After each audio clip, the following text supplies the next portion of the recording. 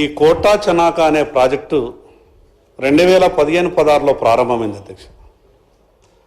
2015లో ప్రారంభమైనప్పుడు ఆనాటి ముఖ్యమంత్రి ఈనాటి మాజీ ముఖ్యమంత్రిగా కేసీఆర్ గారు ఏమన్నారంటే 2017లో ఈ ప్రాజెక్టుని పూర్తి చేస్తా, నేనే కుర్చేసుకొని కూర్చుంటా, తెలంగాణ ఆదిలాబాద్ జిల్లా ఇది తెలంగాణ కాశ్మీర్, ఇంత గొప్పగా నీటి వనరులు ఉన్నా కూడా గత పాలకుల నిర్లక్ష్యం వల్ల తెలంగాణలో ఈ ఆదిలాబాద్ జిల్లా రైతులకు వచ్చినటువంటి ఇబ్బందిని దూరం చేసే బాధ్యత నాది, 2017లో పూర్తి చేస్తామని నాడు కేసీఆర్ గారు చెప్పారు. నేను మొట్టమొదటి శాసనసభ సమావేశాల్లో అధ్యక్ష ప్రభుత్వం దృష్టికి ఈ విషయాన్ని తీసుకెళ్లిన.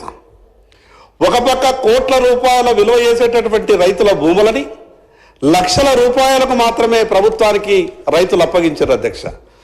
సాటి రైతు బాగుపడతాడని, తనకు నష్టం వచ్చినా పర్వాలేదు, తను భూమి కోల్పోయినా పర్వాలేదు, కానీ సాటి రైతు కష్టాలు దూరమవుతాయని కోట్ల రూపాయల విలువ చేసేటటువంటి భూములను లక్షల రూపాయలకు ప్రభుత్వాలకు ఇచ్చినా 2016లో ఇవ్వాల్సినటువంటి పరిహారం ఇది 2026, అంటే 10 సంవత్సరాల నుండి ఈరోజు వేలాది మంది రైతులకు పరిహారం ఇవ్వలేదు అధ్యక్ష.